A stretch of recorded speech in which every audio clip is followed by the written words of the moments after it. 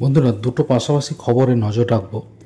একটিতে হচ্ছে যে ভুল প্রশ্নের নম্বর দিতে প্রার্থীদের নথি চেয়ে সিবিআইকে চিঠি প্রাথমিক শিক্ষা পর্ষদের, অর্থাৎ 2017 এবং 2022-এর যে টেটের প্রশ্নভুল মামলা ছিল সেই সংক্রান্ত। এবং আরেকটি, আপনি ফিস দিয়ে অন্যের ওএমআরের প্রতিলিপি দেখতে পারবেন। দুটো খবরই আপনাদের শোনাচ্ছি বর্তমান পত্রিকা থেকে। টেটে প্রশ্নভুল মামলার রায়ের পরে যেসব প্রার্থী তার জন্য নম্বর পাবেন তাদের তথ্য সিবিআইয়ের কাছে চেয়ে পাঠালো প্রাথমিক শিক্ষা পর্ষদ। এক কর্তার দাবি, ইতিমধ্যেই সিবিআইকে চিঠি পাঠানো হয়েছে, তাদের তরফে কোনো সাড়া না মিললে আদালতের দ্বারস্থ হতে হবে।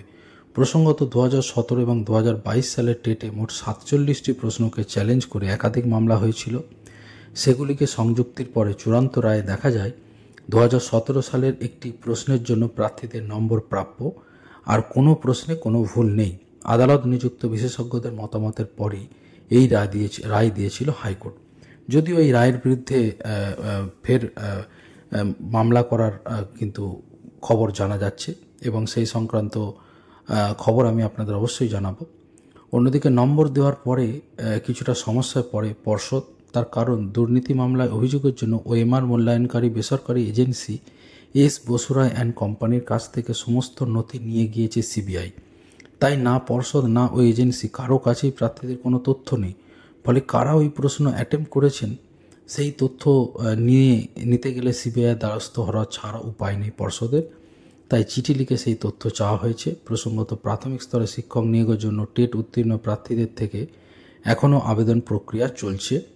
2017 সালের এই প্রার্থীরা ভুল নম্বরের জন্য পেয়ে যদি উত্তীর্ণ হন, তারাও কিন্তু আবেদনের সুযোগ পাবেন। তবে সেজন্য আবেদনের যে চূড়ান্ত সময়সীমা তা অবশ্যই কিছুটা বাড়ানো হতে পারে বন্ধুরা। তার কারণ, আপাতত যে সময়সীমা রয়েছে আপনারা জানেন সেটা হচ্ছে 9 ডিসেম্বর। অর্থাৎ স্কুল সার্ভিসের গ্রুপ সি গ্রুপ ডি নিয়োগের যে আবেদন সেটা 8 তারিখ শেষ হচ্ছে, 8 ডিসেম্বর। এবং প্রাথমিক শিক্ষক নিয়োগের কিন্তু যে লাস্ট ডেট সেটা কিন্তু 9 ডিসেম্বর, একটা 8 তারিখ এবং একটা 9 তারিখ। তো অবশ্যই এ ব্যাপারে পর্ষদ কী করে সেই সংক্রান্ত খবর আমি আপনাদের অবশ্যই জানাবো। এর পরবর্তী খবরটাতে দেখুন, ভবিষ্যতে ফিস দিয়ে অন্যের ওএমআরের প্রতিলিপি দেখতে পাবেন চাকরি প্রার্থীরা। কি খবরটা বলছেন অর্ণব সেনগুপ্ত, একটু পড়ে শোনাচ্ছি। আইনি ঝক্কি এড়াতে ভবিষ্যতে সবার জন্যই সকলের ওএমআর সিটের প্রতিলিপি উন্মুক্ত করে দিতে পারে এসএসসি, এমনই আভাস দিয়েছে শিক্ষা দপ্তর।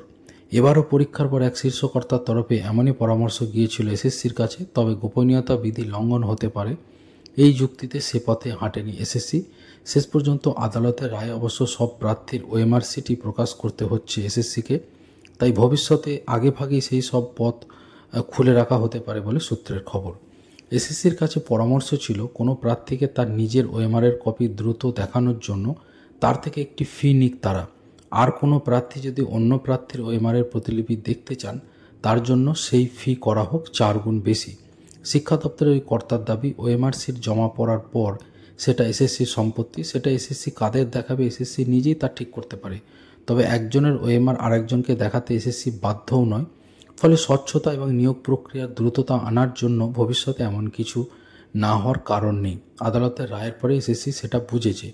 আদালতের নির্দেশে প্রায় 5.25 লক্ষ ওএমআর সিট আপলোড করতে হবে এসএসসিকে। এর জন্য কোনো তথ্য প্রযুক্তি এজেন্সিকেই দায়িত্ব দেওয়ার বিষয়ে কথাবার্তা চলছে। অন্তত 1 মাস সকলের জন্যই খুলে রেখে তা বন্ধ হতে পারে। তবে এর সঙ্গে বড়সড় আর্থিক ব্যয়ভারও জড়িয়ে রয়েছে। ভবিষ্যতে ফি আদায়ের বিনিময়ে এই ব্যবস্থা চালু করা হলে একদিকে যেমন সরকারের আর্থিক চাপ কমবে, তেমনই বজায় থাকবে স্বচ্ছতা। এ নিয়ে অবশ্য এসএসসির কোনো প্রতিক্রিয়া মেলেনি।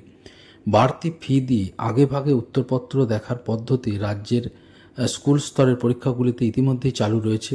এর পাশাপাশি রয়েছে আরটিআইয়ের ব্যবস্থা, তবে সেটি সময় সাপেক্ষ। অন্য প্রার্থীর উত্তরপত্র দেখার ব্যবস্থা অবশ্য সেখানে চালু নেই। তবে নিয়োগের প্রতিযোগিতামূলক পরীক্ষাগুলিতে এখন সব তালিকায় প্রকাশ করে দেওয়া হয়। প্রত্যেক প্রার্থী সবার লিখিত পরীক্ষা বা ইন্টারভিউয়ের প্রাপ্ত নম্বর, শিক্ষাগত যোগ্যতার নম্বর সব কিছুই দেখতে পান। এবার ওএমআর সিটও উন্মুক্ত করে দেওয়া হবে আদালতের নির্দেশে। তাই ভবিষ্যতে এই পদ্ধতি আদায়ের বিনিময়ে আগাম চালু করার কোনো বাধা নেই বলে মনে করছেন বিকাশ ভবনের আধিকারিকরা, এবং এর ফলে স্বচ্ছতা বজায় থাকবে এমনটা কিন্তু তারা মনে করছেন। তো বন্ধুরা বুঝতেই পাচ্ছেন এটা অত্যন্ত গুরুত্বপূর্ণ একটি ব্যাপার হবে যদি সেটা হয়। অন্যদিকে আরেকটি খবর আপনাদের জানাবো, যেখানে বলা হয়েছে যে 10 নম্বরের যে ব্যাপারটা, অভিজ্ঞতা নাম্বার দিয়ে অনেকে পাস করেছেন, তাদের চাকরি কিন্তু তাদের নির্ভর করবে নয়া নিয়োগের উপর, হাইকোর্টের মানে মামলার রায়ের উপর। এমনটা কিন্তু কমিশনকে বিজ্ঞপ্তি দিয়ে জানানোর নির্দেশ দিল কলকাতা হাইকোর্ট। বিচারপতি অমৃতা সিনহা এই নির্দেশ দিয়েছেন, এটাও কিন্তু খবরে জানানো হয়েছে।